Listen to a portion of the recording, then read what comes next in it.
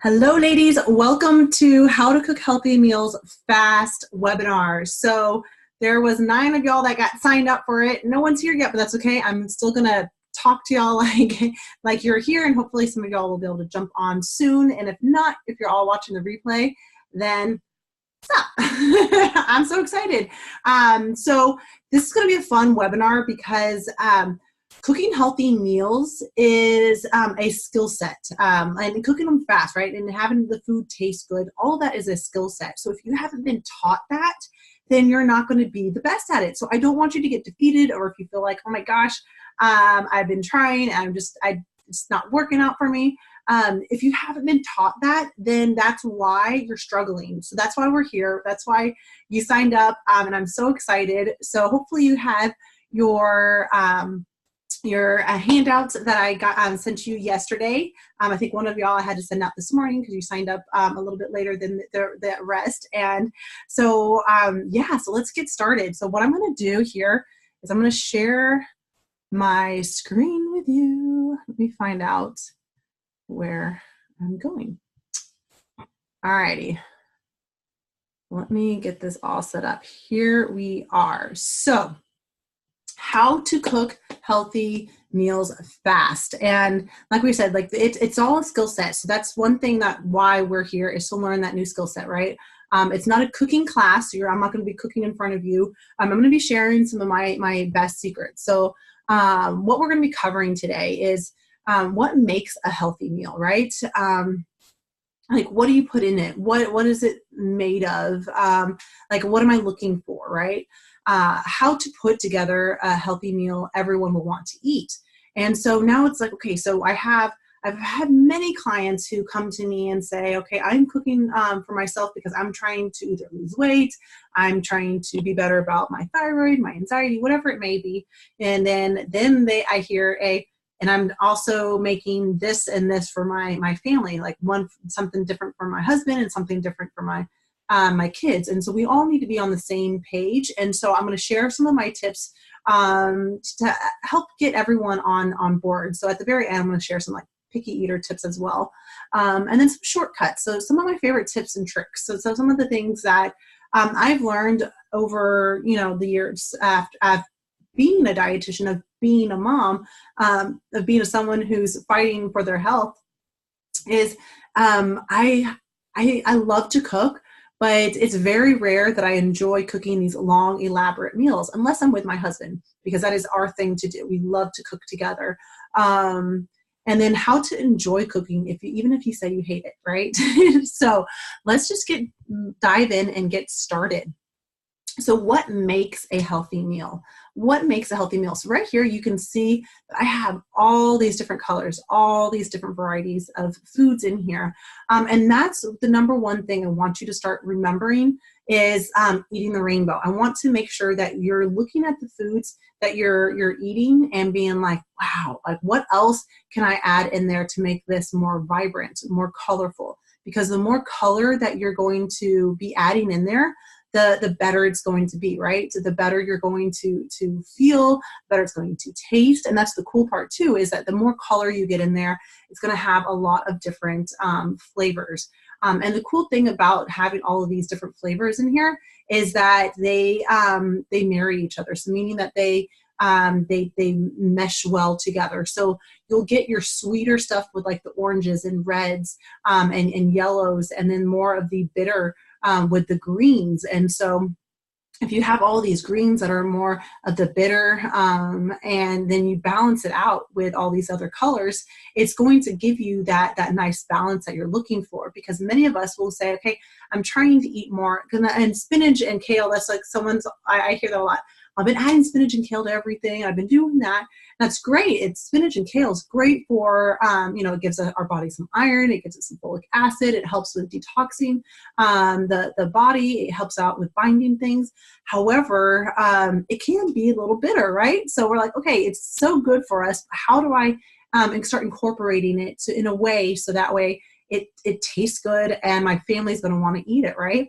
So that's how the Eating the Rainbow comes in to help out with that, because you're going to start realizing that all of these things, like, okay, the bitter ones go great with the sweet, right? So I love a green and orange together. I love a green and orange. Those are my favorite combinations. So I will do like soups. I'll sometimes do like a kale, like a white bean soup that either has some sausage in it or some turkey or something along those lines, or chicken. But I'll put some white beans, I'll put some kale or some spinach in there. Then it also has some butternut squash. And that butternut squash is that orange color. So you get that bitterness from the kale balanced with the butternut squash with the creaminess of the beans. And you have this nice, really balanced, delicious like soup. So just start thinking about that. Kind of look at the color wheel if you can kind of remember how the color wheel went, and look on the opposite side of the color wheel. And that's like, okay, if I'm going to have a dish that's heavier in the greens, I need to also make sure I counterbalance that with the oranges or reds, okay? So eat the rainbow. And one thing I don't know if you kind of caught, what I like to do is, even if I find a recipe like on Pinterest, always on Pinterest looking at recipes. What I end up doing is I end up looking at it and being like, okay, this is great. This is a good first start. What else can I add to it, right? What else can I put in there to make it more colorful? So always start thinking and always ask yourself, what can I add in? What else can I add in that? So the second component to what makes a healthy meal is hitting as many food groups as possible, minus the dairy, and I'll touch base on that in just a second. So if we can hit as many food groups as possible, this helps do a few things for us. Make sure that we are meeting our quota for the day of all the food groups, right? Because sometimes that can be forgotten. I know that one thing that the more I work with women, the more I've realized that this right here, fats, this is going to be actually fats and carbs. Those are the ones that y'all are really afraid to add in more of, the fats and grains. And the reason why behind that, I believe, is that from old stories, right? Old things in the past that we've heard, that fat can, that causes a high cholesterol, or fat can make you fat, or carbs, once on one bite in the lips, forever on the hips, or whatever that saying is, right? So we get lots of these little diet little phrases or catchphrase that we hear, and it just sticks with us, right? So the more that we can start incorporating all of these into our the food groups into our meals, the more chance you're going to start feeling better and looking better. So I'm going to go through right now and talk a little bit about each of these, about what the vegetables do for us: fruit, fat, grains, and our protein, so that you have an idea of why I want you to eat more of these, less of the dairy, and that way you can have an idea. And then we're going to be talking here in just a second about the portion sizes, so that way you have an understanding of, okay, now I know what needs to be included. Now you'll say, okay, now I need more of this, less of this, okay? So, so to hit as many food groups as possible, it does a couple things for us. The first thing, it helps make sure that we, like I said, that we meet our quota for everything for the day, because all the food groups, everything has a purpose.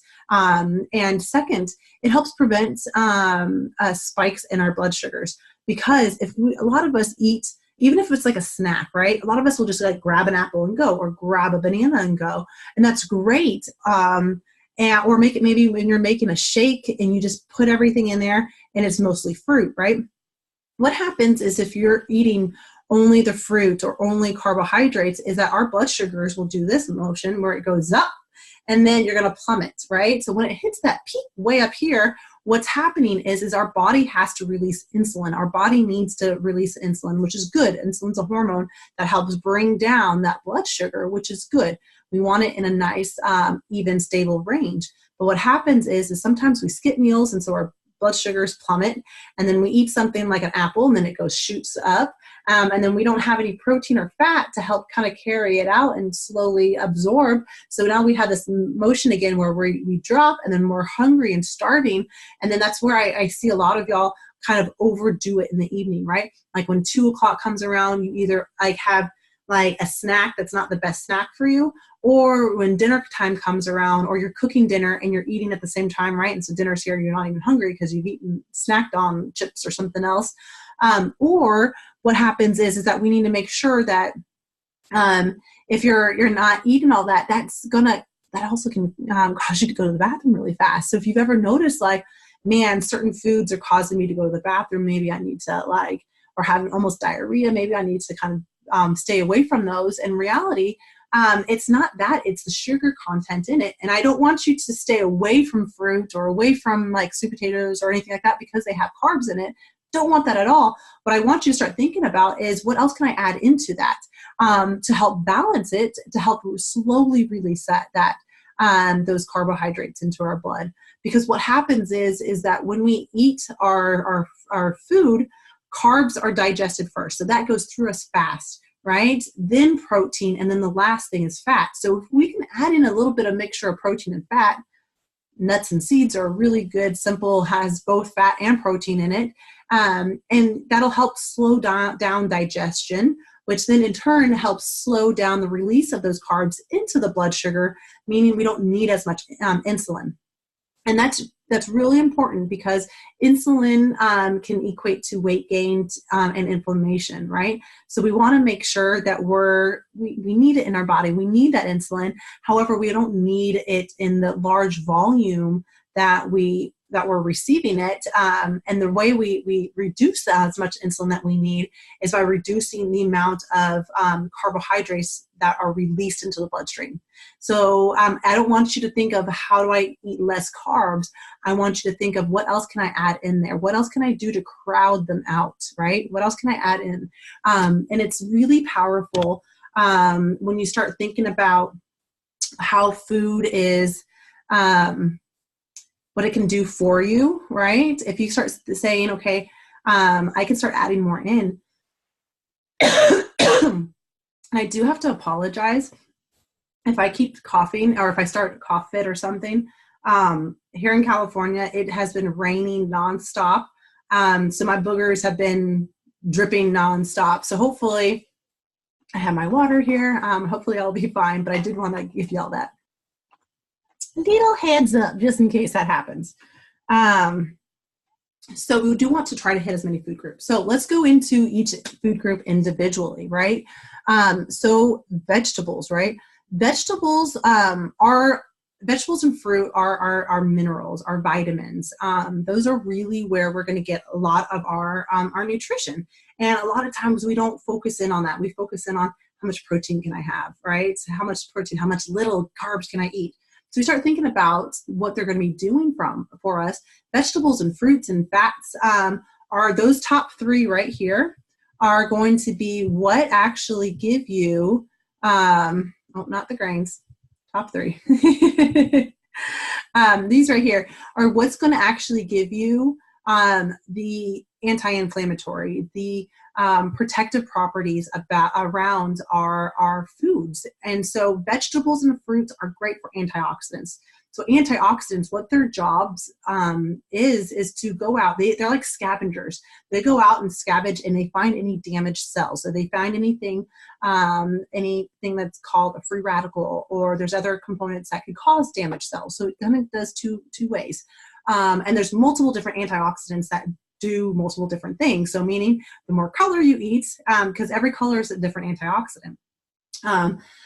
So the more color you eat, not only are you going to feel better, is it going to taste better, but you're going to give yourself a better opportunity to reduce and reverse some damage that has been gone on right now, and to keep letting you feel good, right? So that's where the vegetables and the fruit, that's really what you want, is them to help out with providing the vitamins and minerals just so that you can function daily, right? And then also the other components like the antioxidants, the polyphenols, little other components that have protective properties. Because if you think about the life that we live, we're stressed. We even just breathing right now, just breathing in the air, even if it's like clean air, that makes free radicals inside of our bodies. So it can be really challenging to feel good if you're not always eating fruits and veggies and nuts and seeds to help out with always combating and always, kind of putting out the flame, basically. So if you have to be eating it all throughout the day. So that's also another thing that I see with a lot of y'all, is that we are so focused in on one meal. And you're like, well, I had my nuts, I had it. well, when did you have it? Did you have it a couple times a day? No, I only had it once. I'm like, okay, well, we need to have it multiple times a day because you get stressed multiple times a day. You do multiple things, right? You work out. That's a stressor on the body. It helps you feel good, but the physical component of it is that you're putting stress on the body, right? Stress is the definition of it is putting tension on something, right? So you're doing that to your body, even lifting weights, even with yoga, not as much with yoga, but you are still stressing the body out because you're making it work. Even just your day-to-days, the kids coming and hold on to, Mom, are you done yet? Are you out? Or I need help with this, right? All of that stresses us out. Driving in the car on the way home from work, all of that are stressors. So if we are to feel better, we need to be doing things all throughout the day. We just can't put all of our eggs in one basket. I mean, we can't just like hopeful, like, okay, well, this morning I took my vitamins, I should be good, right? It doesn't work like that. We need to do it all throughout the day. Fats are one of my favorite things. I would say about 30% of your calories should be coming from fats. So that's a decent amount of calories, right? So that's a decent amount of fats. So I don't want you to be afraid of it. Fats are so helpful for us. They help out with our hormone regulation. They help out with reducing inflammation. They help with our brain health. They help us think smarter. They help out with so much. They help with our vitamin D level. They help out with so much. So we just need to make sure that we are eating enough of it, like I said, and then all throughout the day. So one thing that we can start doing is, like, anytime you have a meal, look at it and say, what's my fat source, right? What is it? What's my fat source? So sometimes what I'll do is, like right on this meal, my fat source, I don't know if I have any flaxseed maybe mixed in. This looks like either rice or freekeh. I don't remember. I made it a while ago. So one thing I'll do with my rice is I'll put in ground up flaxseed into my rice, so I get that healthy fat. Or sometimes adding some seeds onto the end of something, like, or if you make a salad, put some seeds on top of that salad. You make oatmeal, add some nuts into that.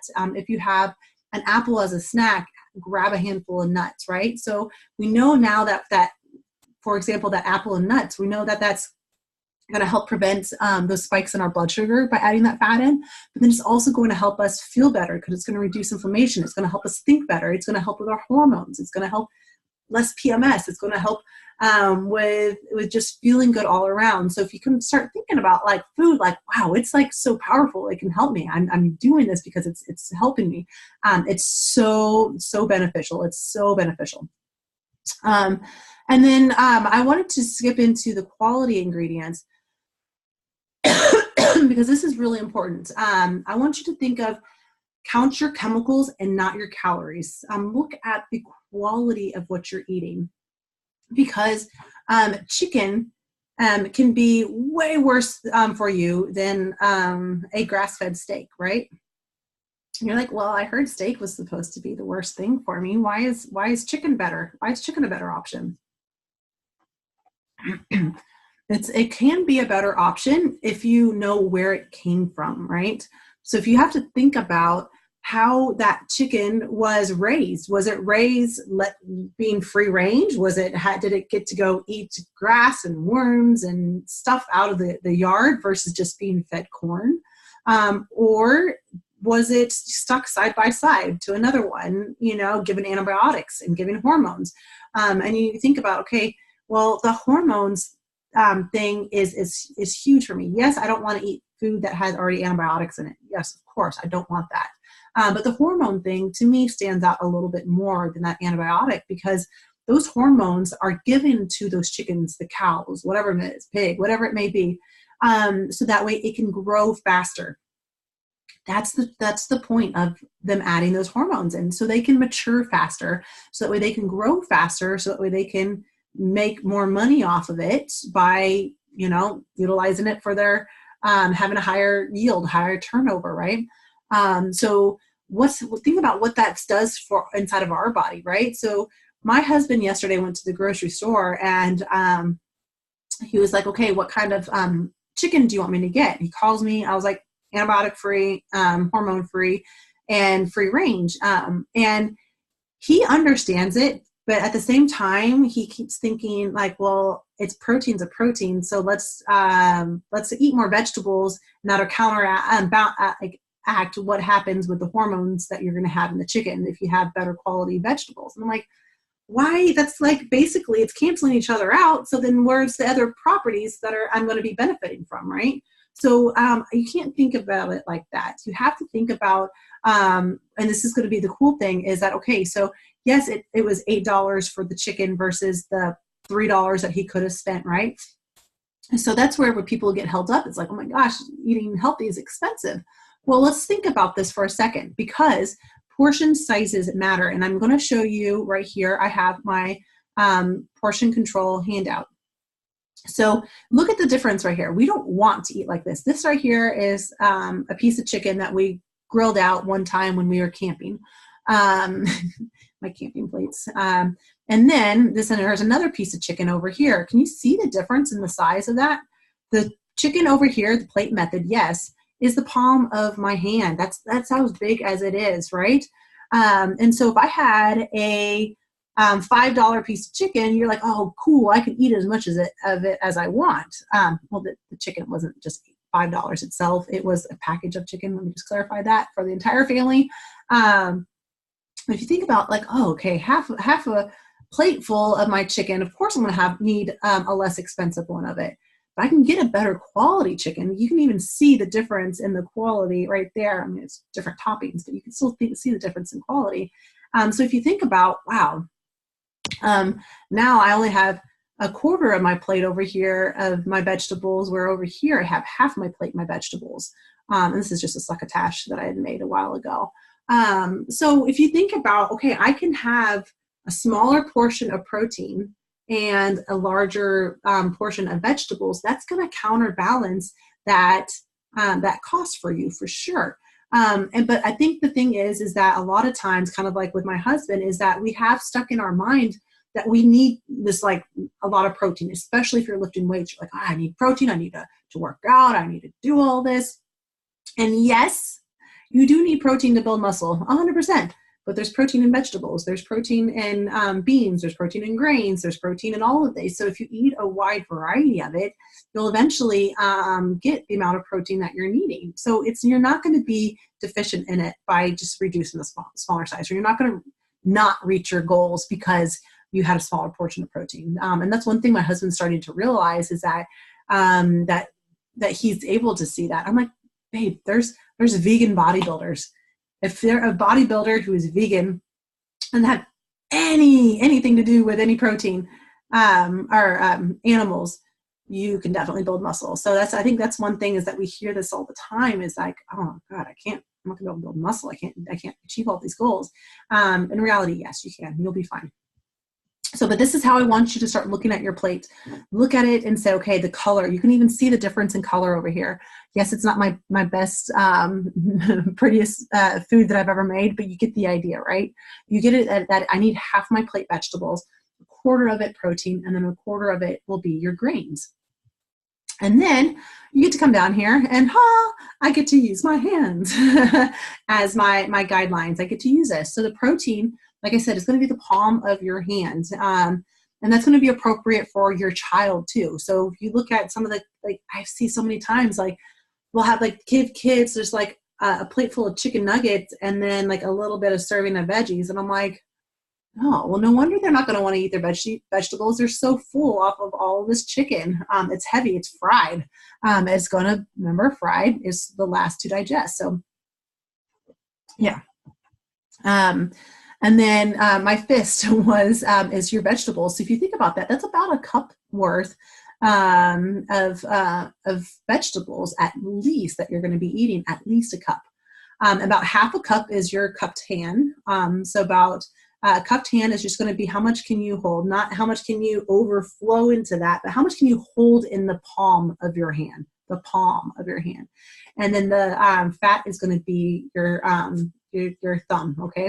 So that's kind of a nice little guideline for y'all to be able to say, okay, this is what I need to do. This is why it's really easy for me to eat the quality of the ingredients that I want to eat, right? It's a lot easier to eat those quality ingredients when you know the right portion sizes. It's really that important that you get those portion sizes under control. And so kind of like, let's go back into, well, what if I always overeat and there's just always so much good food?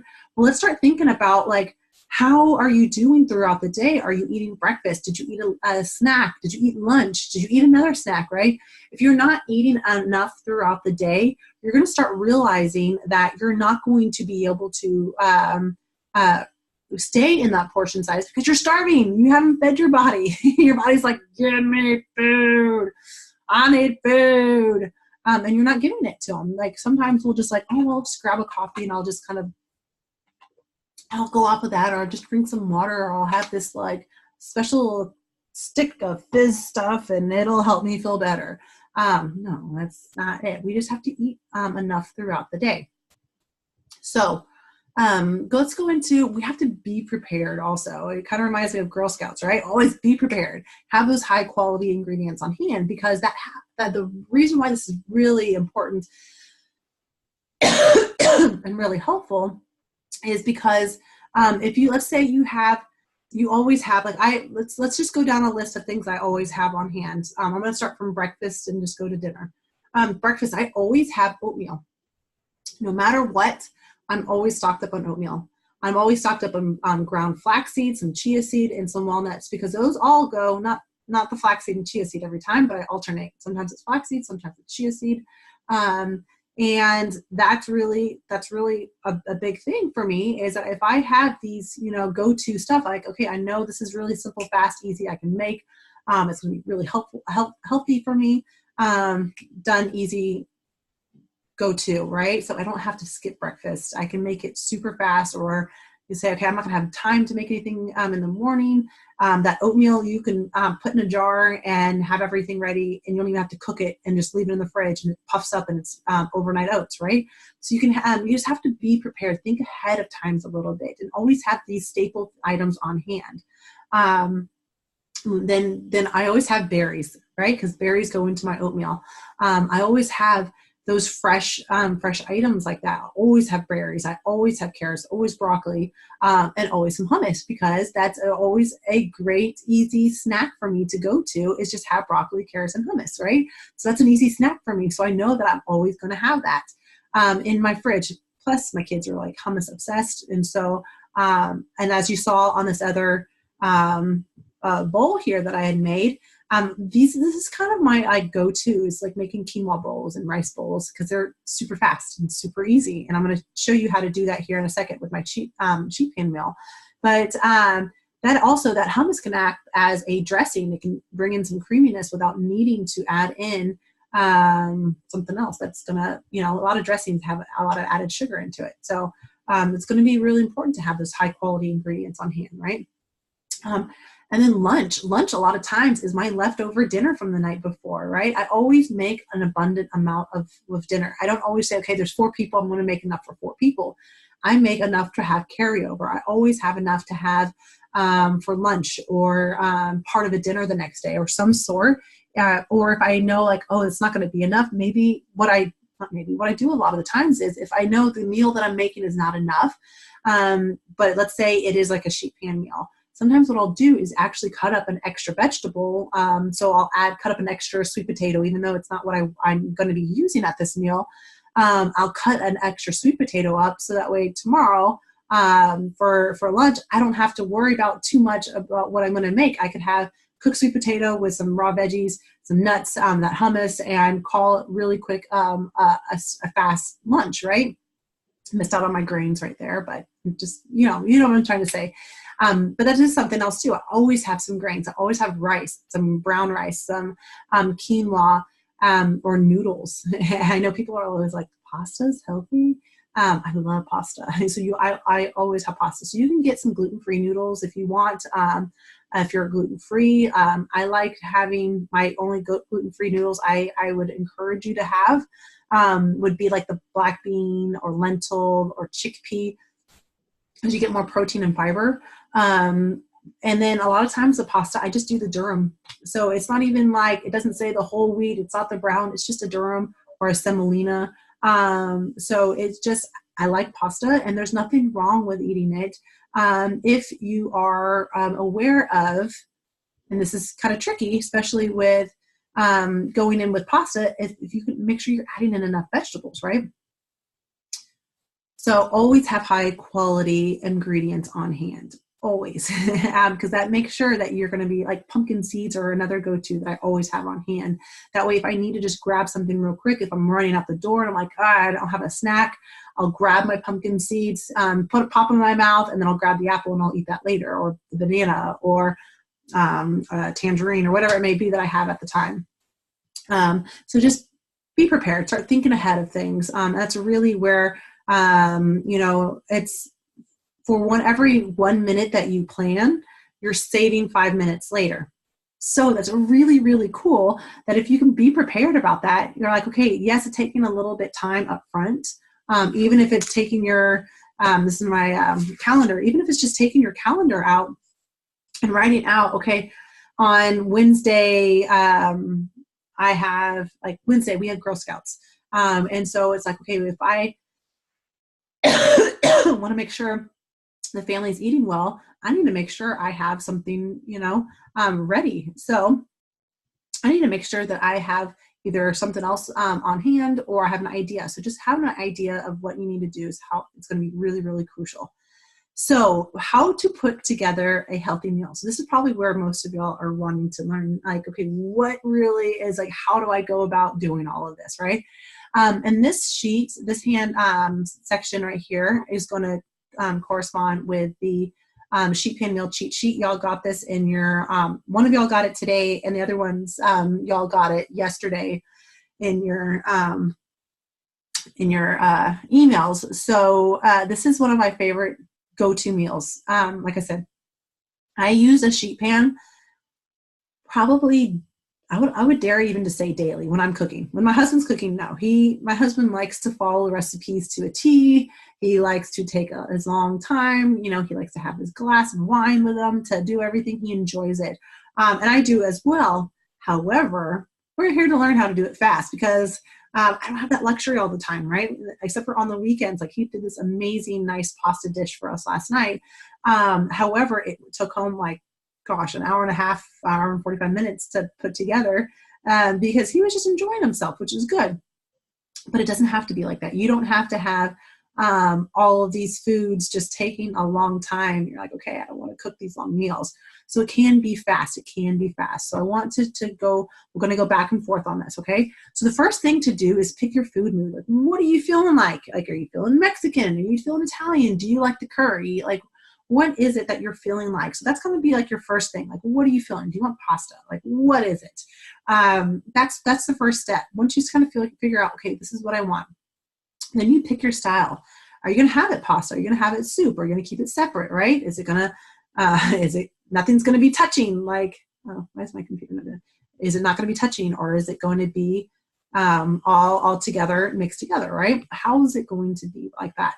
And if you see this pasta is one of the chickpea pastas. So it looks like normal noodles, right?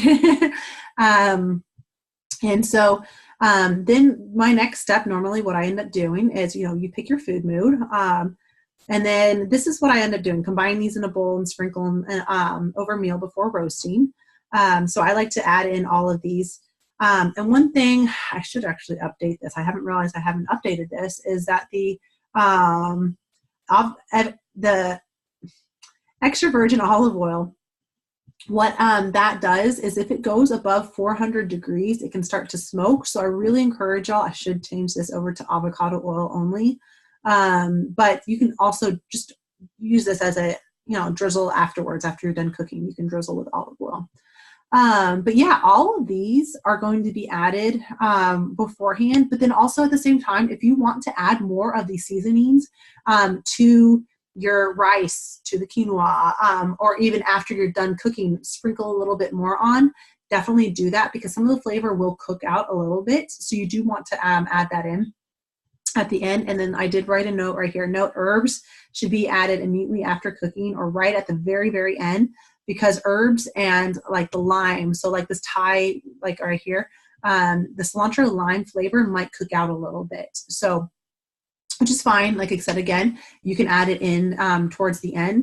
And I usually do that anyways. I usually, if it calls for like the Mexican food, I'll add in like a drizzle of lime or lemon at the very end anyways, whatever it is I'm cooking over, or make a little a dressing with that.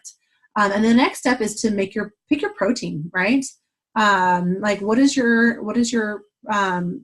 going to use as your protein? Is it going to be, a lot of times, especially since we moved out here to California, we do probably vegetarian meals 5 days out of the week now, just out of I like how I feel. They're quick and easy. So I do a lot of black beans. I've been doing a lot of just beans in general, tofu, soy rizo, tempeh.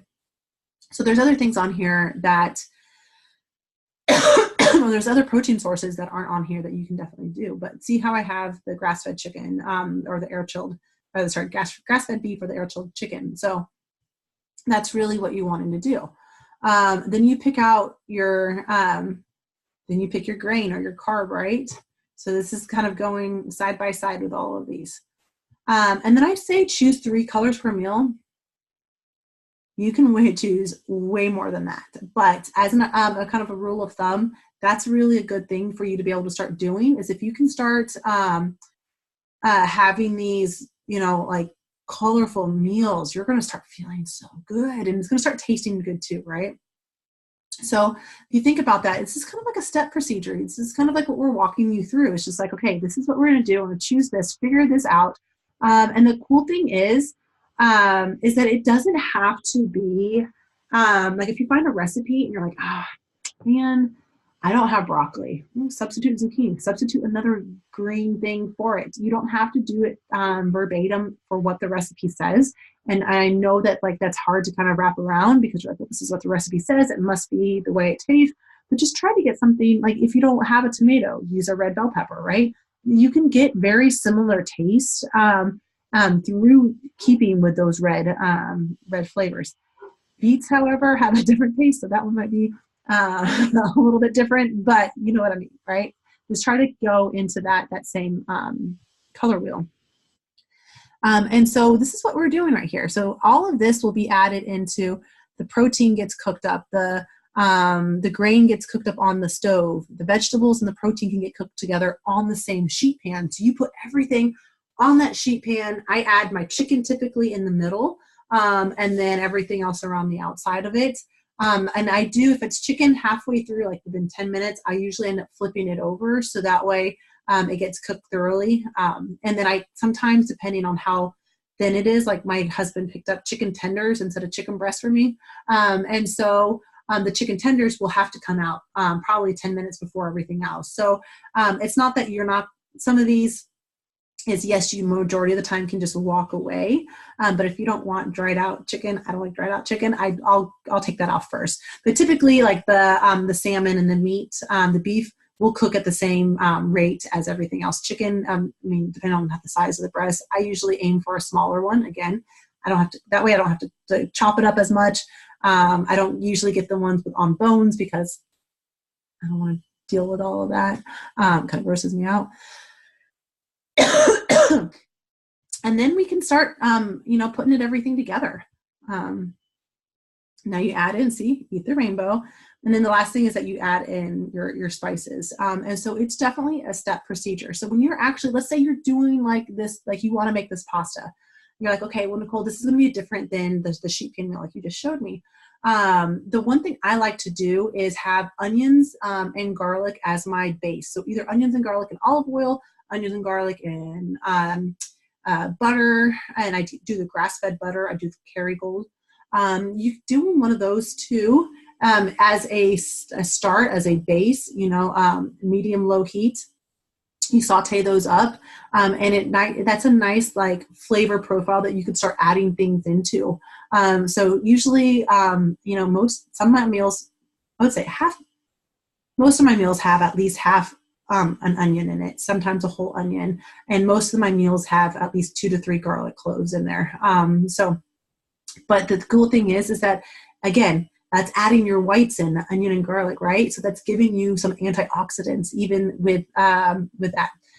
So let's look at some cooking methods, right?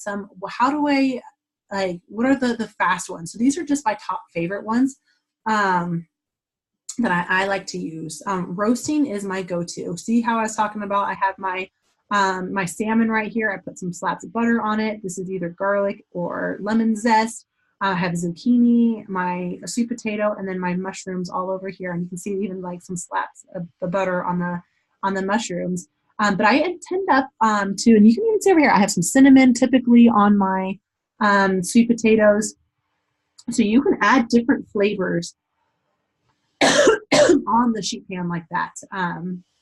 So definitely know that that's always an option. You don't have to stick to it all being, the same flavor and relying on it like that. Broiling is very similar to roasting, except for it's going to cook it at a lot higher of a heat. So do know if you broil something, that usually having it in a Dutch oven like this is really helpful, because that lid will help prevent it from burning so much. But broiling does typically need either some moisture, some water in it, or you need to make sure that you keep an eye on it and you're turning it halfway through, because you will burn something if it's on the broiler. Slow cooker. So this one does require planning, but it can be fast. So the thing about the slow cooker, even I'm even including my Dutch oven in this, because the Dutch oven or the slow cooker, it's the same concept where you're just dumping everything in there and all the flavors are going to meld and marry together. And then all of those juices are going to stay in there. So typically these are good for like stews. If you're going to cook up an entire whole chicken, sometimes I'll add in all my veggies in there. And then that way I can add that and just have it, just cook up some rice really fast on the stove. And then you'll have this nice, like, chicken and veggies that you can put over rice. And you have all those juices that just come in together. So a lot of these things, you don't really have to add in too much. But I do want you to add in those healthy fats. I do want you to make sure that you're seasoning it right. The spices are at the end, because all the spices are really helpful with certain conditions as well, right? Cinnamon is fantastic at stabilizing blood sugar. Ginger is great for upset stomachs and making sure and helping out with the immune system, right? So you have to kind of think about like how foods helping you. It's so cool that like even the spices are there to help you out. Pressure cookers, I know that Instapot is like a huge crave right now. I'm probably, no, I've been kind of on the back burner. Like, I don't know if I want to try the Instapot, but it's a pressure cooker. So it's just going to keep the pressure in there so that it'll it kind of forces the steam to cook it from the inside. So it helps it be nice and juicy, and it keeps everything in there. And then papillette, it's a French term. Basically, what you do is let's see, what am I trying to say? This is parchment paper. Gosh, losing what it's called. Parchment paper. What I add, I don't use the foil. I don't like foil for anything except for the grill. And that's because you don't want any of those metals leaching out into the food that you're eating. So as we know, or if you don't know, and that's one thing I'll talk on day 5 of this webinar, is the thyroid is called endocrine disruptors. So that tinfoil can definitely leach out and cause hormones to kind of go all over the place. We don't want that. So I use the parchment paper. So what you end up doing is majority of the time people use it with fish, but you can definitely do it with a thin, like if you do the chicken tenders, so thin pieces of chicken. I haven't yet done it with beef. But what you do is you add in all your vegetables, add in all your flavoring, and then you wrap it all up into a nice little bag. If you think of like an empanada, how an empanada would look, how it's all like crunched in. I don't know. I don't know if you know empanadas, so that's just what I'm thinking about. That you just kind of have it, keep some separation from the vegetables and the meat from the top of where you have it in, because that'll allow it to expand with the steam. And what it does is just like it steams it. So it steams everything in there, it cooks it all in there, and then all the flavors again are married and they're all together, all nice and delicious. So this is a really, this requires less attention. So you don't have to really pay much attention. Some of these do require, the broiling, yes, But just flipping it one time, typically it's not that fast, but it's not that long, but it goes fast. So these are going to be your requires less attention. These are still fast methods, but you are going to be standing at the stove doing these. So some like this is a saute and a stir fry at the same time. So when you saute something, it is basically saying that you're on the stovetop doing it, and you're doing it in a pot. And like I said, I usually start sauteing. The difference between a saute and a stir fry. Saute could be like I'm just sauteing onions, or just sauteing mushrooms, or just sauteing green beans. A stir fry is when you have multiple things kind of meshed together, like this right here. Stir fries are really good. And one thing that I do even too, if I want to make a stir fry and I don't have the time or the energy, maybe it's been a long day and I just don't have the energy for it, I'll even put everything on a sheet pan and put it in there, and then I'll throw it all together at the end and just like call that a stir fry and add in the same flavorings. So there is kind of like shortcuts that you can do. But for the most part, the stir fry is really simple and fast to do. You just have to, it does require you to move it around so you don't burn everything. So shake the pot, or get a wooden spoon to help move it around. And then steaming something. This is my least favorite. I hate steaming unless it's in like an El Papiet. Then I don't use that. I don't like to steam. I like some crunch and some textures to my food. So those are my favorite go-tos. So let's go to shortcuts. Meal prepping, like we talked about earlier, can be something really helpful, right? So when you're like, you didn't talk about meal prep, Nicole. Remember when I had said about sometimes what I'll do is I'll cut up an extra like potato, like a sweet potato. So I'll do that a lot of times is I just overdo my vegetables or overdo something. So like a full meal prep is where you're literally prepping for the entire week on like the weekend. I have a client right now who does it every Thursday. She goes grocery shopping on Wednesdays. She meal preps Thursdays. And then it works out that way. So it doesn't really have to be on the weekend. It's just what works for your schedule. So making sure to, again, plan ahead a little bit better. So partial meal prep, this can just include just chopping your vegetables, right? Because that can take some time. Like the other day, I'm like stuck in, like I said, I had all boogery. And so I had a day this week where I just didn't want to do anything. So I didn't do anything. I sat in front of the TV. My son was asleep. He also wasn't feeling the best. So he had like a 2-hour nap. And I needed to start chopping, but I was like, I can't see the TV. Where over there? So I brought the chopping block onto our couch, and I'm sitting there chopping. Obviously, pay attention. I don't want any fingers lost. Little tip here also, when you're holding on to something, you need to have your hands as a claw. Don't be chopping like this, because that's how fingertips get lost. If you use this right here, you can use your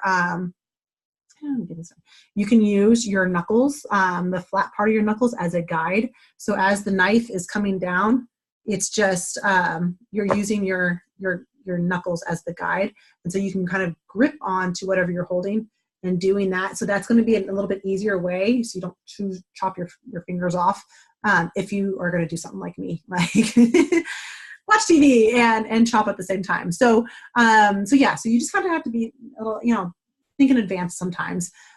Or it can be veggies are cooked ahead of times, or the meat, and that way you can just cook the meat the day of. Because I know a lot of people don't like having leftover meat because it can get dried out when you microwave it. That could be an option too, is where you just have, okay, I'm going to do a day. I have a couple sheet pans. I'm going to do roast lots of different vegetables. I'm going to have my top sheet pan is going to be Italian. My second one is going to be Indian spices. And then the third sheet pan is going to be Italian. I don't know. So you can have all these different flavors. You're cooking them all at the same time. That way, when the day comes, all you have to do is get your grain, your fat source, and your protein, and ta-da. Super simple, super easy, right? So that's my favorite one. I do a lot of partial still. Even working from home, I still do a lot of partial meal preps. I did full meal prep when I worked away from home, and it was like my saving grace.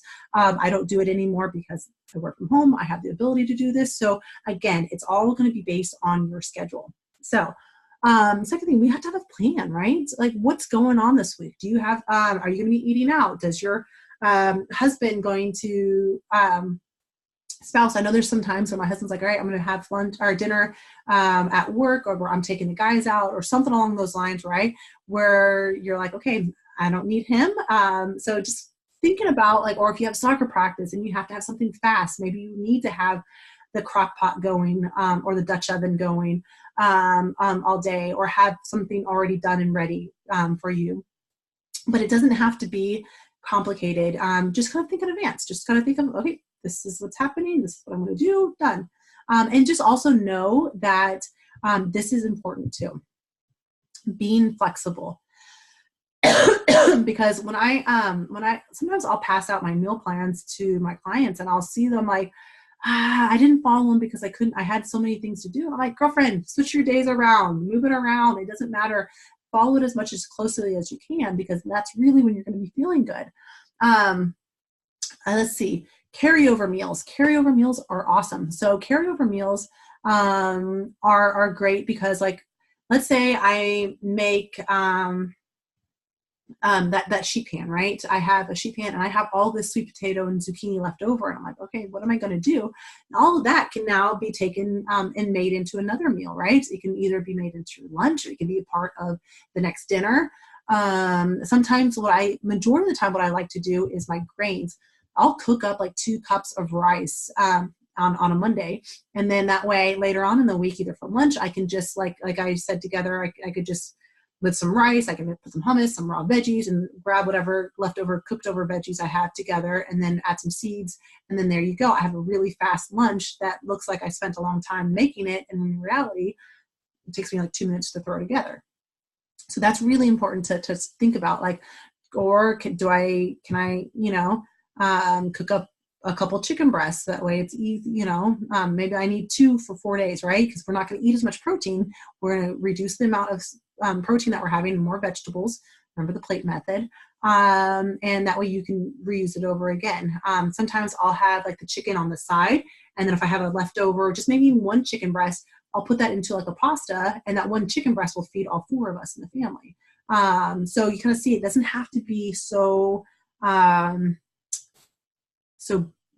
big and complex, right? And then one of my favorite shortcuts is this kitchen scissors. And this might be the silliest thing, but I love kitchen scissors. I have like 3 pairs. And I love kitchen scissors because I feel like they're the most underutilized tool in the kitchen. You can get your herbs out and you just chop real quick, and you don't have to you just cut it real back, and then there you go. I use it all the time for the kids' meals, especially when they were younger. Now I am I don't have to cut it as small. They're a little bit better, and my daughter's starting to learn how to use the actual knife for the smaller pieces versus like cutting something big. So it's really helpful. You just cut it up really quick, and you don't have to worry about using that. It's just, you cut it, done. It's just so fast, so fast. So I'll do that also if I have cooked up a piece of chicken on the stove, and it was I had the lid on, so it was nice and juicy. So instead of cutting it up first and having it sliced that way and potentially not as juicy, I'll keep that chicken in there, and I'll just use that real quick to cut things up. So yeah, kitchen scissors, love them. Okay. I have had a lot of women, and we're going to go over the hour. I'm just letting you know. We're almost there to an hour, and I'm about to go over. How to enjoy cooking, even when you hate it, right? So what happens if you hate cooking? You just have to start thinking about bringing it back to the basics, right? A lot of stuff that we hate doing is because it's foreign to us. We don't feel empowered. We don't have enough skills, right? One thing I hated to do at first was meditate. I hated meditating because, let's see. Yeah, I hated meditating because I just, hold on. I want to make sure I'm recording this. Okay, I am. I knew I was recording it for some reason. I just had a second thought of oh my gosh, what if I'm not recording it? It's being recorded for y'all. you just have to bring it back to the basics, right? Because when I didn't know, I didn't like meditation because I didn't know really the benefits about it. I didn't really know how to do it properly. And so it was like a chore at first. It's like, I don't want to do it. I don't want to do it. Don't make me. But I just kept doing it and I kept doing it. And now I love it and I crave it. And I want to meditate every single day. So this is going to be very similar like that, is that you're not familiar with it or you're not used to it. And so it's just like, oh, I don't want to do it. Or you're not seeing the results yet. So it's like, oh, I'm not seeing the results. So I don't want to do it because of, all right. So just bring it back to the basics, right? And take it back to what we learned today. And we're learning that it doesn't have to be so complicated. So let's just take it back to like eating the rainbow. Just start there, right? If you start realizing, okay, maybe I have a go-to meal that I love to cook. Let me just start working on taking some of my meals that I make all the time and let's start making them a healthier version of it, right? That's really what I do with a lot of my meals. It's like, okay, how can I make this healthier? What else can I do? Like, I love pizzas. How else can I make pizzas healthy, right? So I want you to start doing that with everything. You make pizza healthy by reducing the amount of cheese on it, right? Because, I forgot to tell you earlier, the reason why I don't want dairy is more inflammatory. That's it. Dairy is more inflammatory. So the point of all of this is we want to reduce inflammation. So unless you're getting the grass-fed, sorry, ladies. Unless you're getting the grass-fed dairy, I don't find it that often. But if you can get the grass-fed dairy, then that's definitely okay. But I still think everyone needs to stick to about half a cup of dairy or less a day. So you want to eat the rainbow, again, bring it back to the basics. Just start adding colors into everything. Keep it simple. Don't do too much. Don't do these long, elaborate meals that are going to take you hours to cook. Start small with these simple meals. Be curious and try new things. I had a client last week try Brussels sprouts for the first time in years because she told herself she hated them. And she was like, I loved them. I loved it. And so it was so cool because she was like, oh my goodness, I can actually do this. Like I can cook and I'm making it good, right? So sometimes we have it in our minds that it's not good, it doesn't taste right because we've tried someone who's cooked it for us, or we tried cooking it one time and it didn't come out the way we wanted it to come out. Try it again. It can take up to 20 tries for us to accept a new food. So just keep reintroducing it, to yourself. And that's where the consistency comes in. Consistency equals confidence. And then also get the family involved. This is really, really huge. And it's going to be huge with my little man a couple years ago with purple nail polish on. Because that's kind of sometimes what happens is when we develop these picky eaters, or we label our kids picky eaters, or my husband's a picky eater, or my spouse, I know I keep saying husband, you might have, you might be the guy that's in here. But yeah, we want to make sure that it is simple, right, for them as well. So the thing about picky eaters is that they want to be in control. So what I want you to do with picky eaters is say, hey, I have these 2 recipes. But the cool thing is that you get to help mommy choose one of these recipes, or you get to help me, which one of these do you want to help mommy make? And the cool thing is that as a mom, you're going to be like, they both have the butternut squash in there that you said that you didn't like.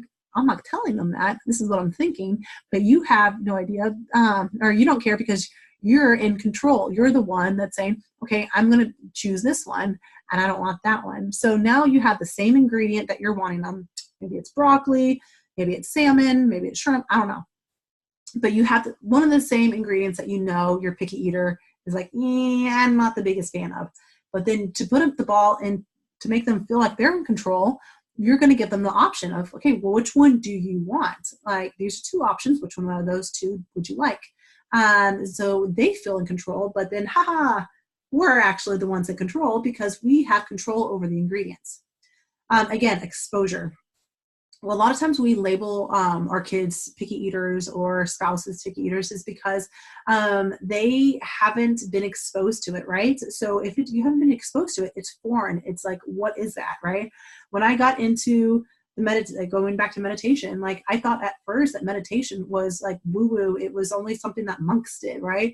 When in reality, it is basically praying. It is basically just that calm moment in your mind. And so once I got exposed to it, it was like, this isn't foreign. This isn't weird. This is so good.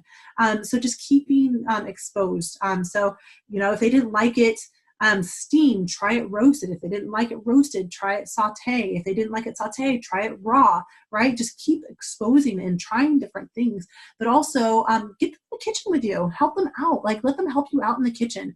That is huge. I know I put that in up here for you guys, but get the family involved in the kitchen. Let them help have a say in some of these things. Get them involved. The 1 bite rule, that's huge, right? I don't like it. Yeah, that's gross. I'm going to push it away from me. That's fine. That's okay. I understand there's some things mommy doesn't like to eat either. But one thing that mommy does do is mommy tries it at least one time. Because what if you loved it? What if you didn't like, you thought you didn't like it, but you actually loved it? And this thing worked great for my son. My daughter's been a great eater all of her life. My son has been my labeled picky eater. So what I don't know if y'all can see that. Let me close that. One thing that my son used to do was like, I hate it. It's so gross. Yuck. I would get yuck so much. He would take a bite and then you'd see a face like, you like it, huh? Maybe just a little. And then he'd end up eating all of his stuff. So this last part is the part that's usually the hardest part for most moms out there. And this part doesn't really work the best with your spouse, but with kids it does. But just also let them know that you're not getting, this is dinner. You're not getting anything else because mommy's not a short order cook. This is what's for dinner. And if you don't want dinner, that's your problem. If you're choosing to be hungry, that's your choice, but do know that there's food here. And if you are hungry, you have it right here, but you're not getting anything else. And so I think that's something that as parents, we're like, oh, I hate being hungry. I know how that feels. I don't want to do that to them. Your kid's not going to starve. He's not going to let himself starve. They'll eat breakfast the next day, and don't make them eat that dinner for breakfast. It's not a punishment. But the punishment is the hunger, right? That's the punishment. So just let them know, okay, that's how it's going to be. And just kind of, mom's serious. I'm putting my foot down. And after a couple nights, it was like, I want to say 3 nights of my son doing that. He started realizing like, oh, okay, mom is serious. And that stopped basically the battles. There's every once in a while when he's like overly tired, of course. But just note that that's the reason why behind it. And so I'll tell him like, hey buddy, you a little tired? Yeah, I'm a little sleepy.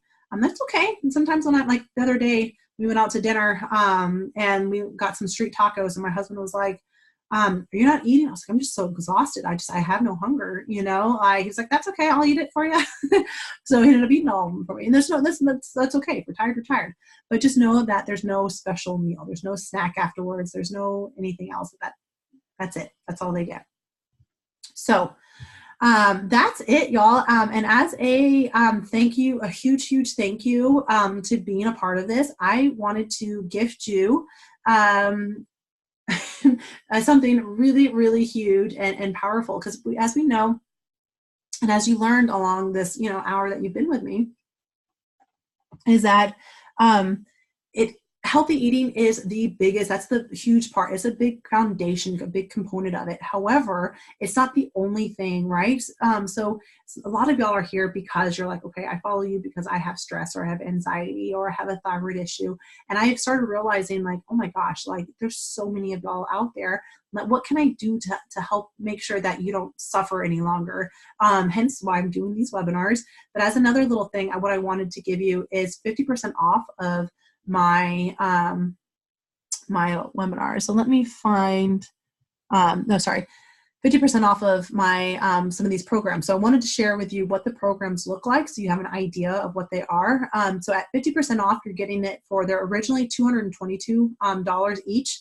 So you're getting them for $111. And they're both 4-week courses, and they are step procedure courses. So this is my anti-stress and anxiety program. So this is the way my courses look. So once you actually have signed up, this is what it will look like for you. So you'll go in there, you'll get a welcome video. And as you can see, it says it was 9 minutes long. So they're not crazy long, crazy big. You have a meal plan, you have all of these, everything on here. And then the cool thing is you just go next by next. So we identify some stressors. And then when you identify stressors, you get, like, you know, how we talked about earlier about having these items on hand, right? Here's something that I've made to make sure these are the pantry checklist. These are the items that I want you to keep on hand, right? And so that's kind of one thing that I like to do is, as you're going along all of these things, I give you these cool tools to be able to help you out and say, okay, this is what I need. This is something that's going to be helpful for me, right? Let's see. This is gut health. So look, like we have a whole gut health like program that you go through. You get to do a trigger tracker like thing. You get so much like value with this, right? Look, here's another, I'll show you a meal plan that you'll get. So let's look at this. Like, this is like why I feel like everyone needs to do this, because you get all of this, you get an understanding of that. Okay. So not only is this like just nutrition. So see, we do identify stressors, nutrition made easy. Week 2 is like, you're learning how to use food as medicine. And then you learn about supplements. And then you learn about like lifestyle changes, right? Mindset, move your body, cleaning products, right? Oh shoot. Hold on. And see all of that. This is so cool. And you get another course. I forgot about that one. So, you get a lot of help through that. So this is my healthy thyroid program. Same kind of concept, same thing. What the thyroid, what is a thyroid? How does it affect me? We talk about carbs, fats, all of this kind of like the healthy thyroid foods.